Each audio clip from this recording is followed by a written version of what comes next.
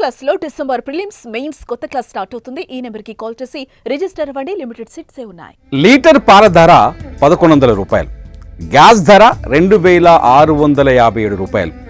ఇవి ఉదాహరణకు మాత్రమే. ఇలాంటివి నిత్యావసర ధరలు ఆకాశానికి తాకి ప్రజలకు 2 పూటల తిండి దొరకని రోజులు గత 2 ఏళ్ల కిందట శ్రీలంకలో చూశాం. పాకిస్తాన్లో కూడా ఇలాంటి పరిస్థితే. తీవ్ర ఆర్థిక సంక్షోభం కారణంగా ఆ దేశ ప్రజలకు కడుపు నిండా తిండి దొరకడం కూడా గగనమైంది.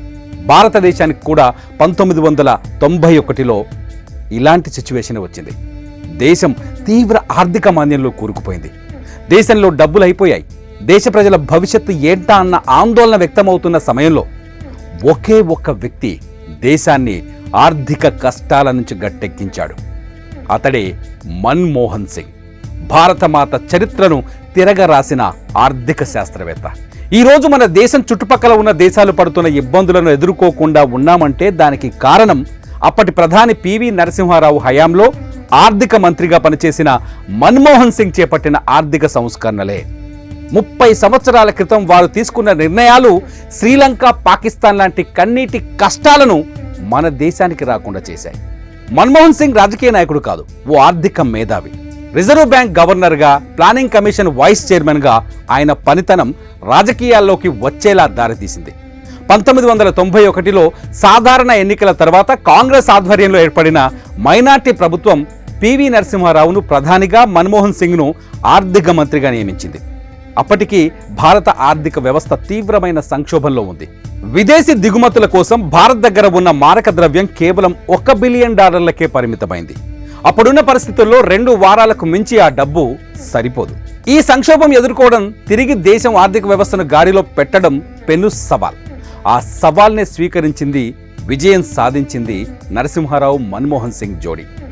100 రోజుల వ్యవధిలోనే ఆర్థిక వ్యవస్థను గాడిలో పెట్టేందుకు కీలక నిర్ణయాలు తీసుకున్నారు.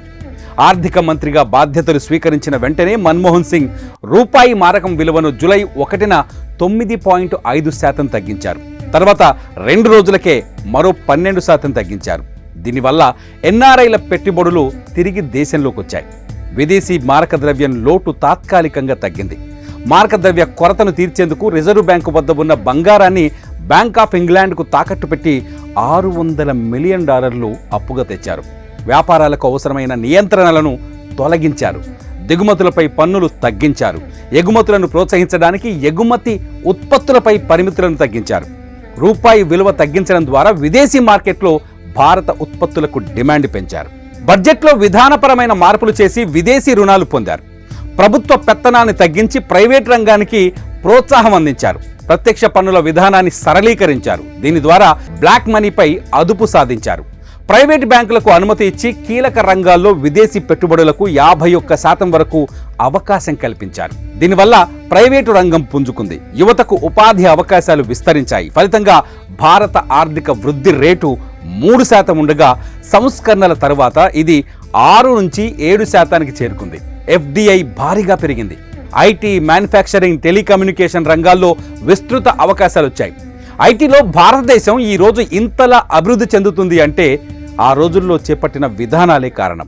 పివి మన్మోహన్ ఆర్థిక సంస్కరణల వల్ల భారత ఆర్థిక వ్యవస్థ ముందుకు సాగి ఈరోజు భారతదేశ ఆర్థిక ప్రగతి అందరికీ కనిపించే స్థాయికి చేరుకుంది. That is Manmohan Singh. ఈరోజు దేశం మాజీ ప్రధానినే కాదు, భారతమాత గతిని మార్చి ఉన్నత స్థితికి చేర్చిన మహోన్నత వ్యక్తిని కోల్పోయింది.